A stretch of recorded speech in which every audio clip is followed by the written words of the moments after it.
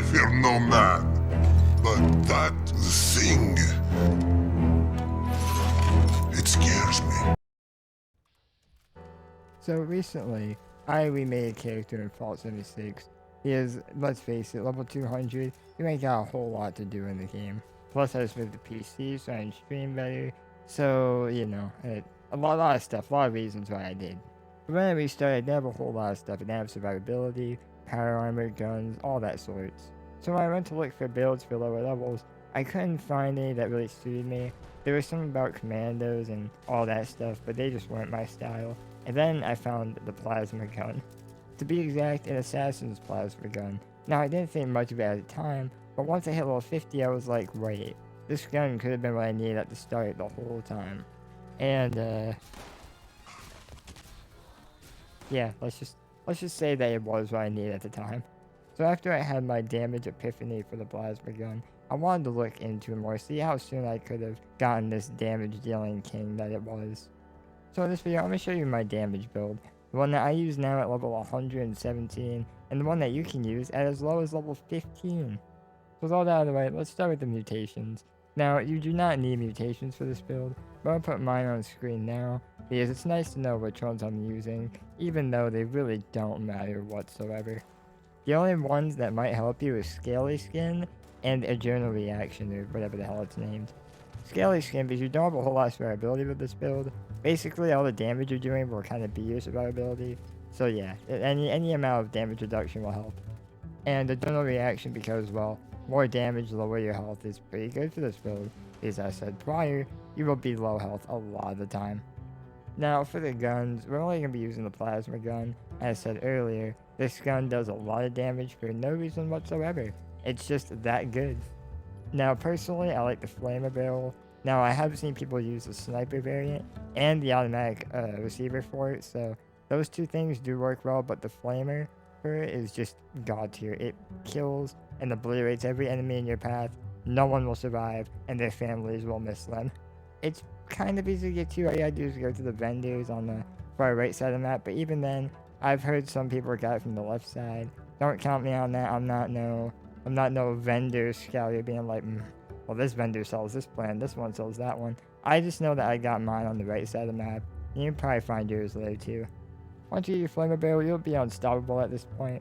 This is where level 15s can stop for a bit until they hit higher levels, but you should know about the perk cards. Now, if you're level 15, don't worry too much. Your damage output will be a bit low, but again, when you level up higher, you can get even more damage, and especially with the new updates that made the science cards really good, which we'll get into in a bit, it's going to be a lot easier to get your damage output to go sky high. Now, let's get the obvious ones out of the way.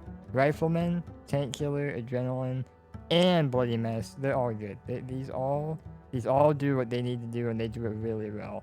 They are just god tier for this build. Now, when you get Rifleman, you gotta get normal Rifleman, not Commando. But basically, Rifleman increases the damage by, like, at first it's 10%, the next two is 15, and the next one's 20. Do this with the other three cards, you got, like, 60% extra damage with the Flamer Barrel. And the semi-auto barrels. Adrenaline, because the more you change your kills, the more damage you'll do. Very obvious reason as to why. I mean, come on. Everywhere you go, there's at least, like, 7 normal enemies in one room. And those 7 enemies are going to be barbecue when you're in that room. And Bloody Mess, because at tier 3, it gives you a 15% damage increase to every weapon that you use from then on out. And some enemies blow up, which, I mean, if you're not a fan of gore, then get out of my store. And the final ones, which you might be a little surprised at, Science. Now, if you don't know, in the most recent update, Science got a buff. So you do 5% more damage, up to 10% maximum, with energy weapons and their energy damage. The thing I've noticed, though, is it's not only the energy damage, it's the normal damage as well. Because my gun does not have an uneven energy is better than physical damage, it's still 71 for both ends. AKA, it's literally just a flat damage buff for each science perk card you have equipped. Now, I'm going to say a few honorable mentions here. Ironclad's really good for survivability. Serendipity as well. Nerd Rage, if you want to go full bloodied. I don't use that because I like to, live.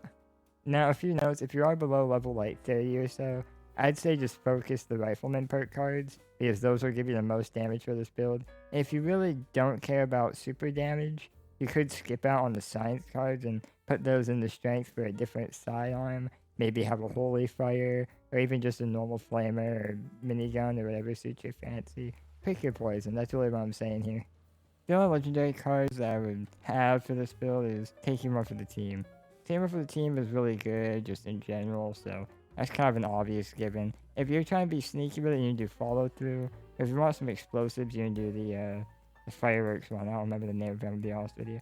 Now, I talked about the plasma gun earlier, but I didn't go in depth about the legendaries on it. And the good news is, there's a really good legendary one that you can get every time in every playthrough. It's named the Slugbuster. Who would have guessed? You can get the Slugbuster for signing with the Raiders in the Vault 79 raid, or you have to help Rara or whatever the child is. I don't like children, so I don't remember her name. But if you help her in her quest, she'll help you get the gun later on in the Vault 79 raid. And it's a really good gun for this build.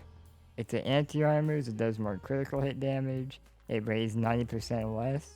It's just all around a good plasma gun. And when you need damage, you need a good gun. Shocking, I know. But if you can't do that quest line, or you're just a super low level, or maybe just really don't want to do the quest line, which I can't blame you, then you can get some from Blood Eagles, at least that's what the Wikipedia says. If that's not true, don't fight me. It's what it says on the Wikipedia. It says on the funny browser app. And you really don't need too many legendaries for it, so I would recommend either Bloodied, Executioners, or Anti-Armor, because those are just great for almost any weapon I can think of. And there you go. You can now commit genocide no matter where you go, no matter where you're at. You can always commit mass murder inside that room. Speaking of genocide, I did a video like this a while back for probably my favorite builds. I didn't go into too much detail about them like this one, but it gives you a general premise.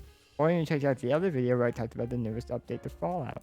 You know, the one that added literally almost nothing. And with that in mind, I will see you next time I go over the new Atlantic update. And yeah, you have a good day and stay safe.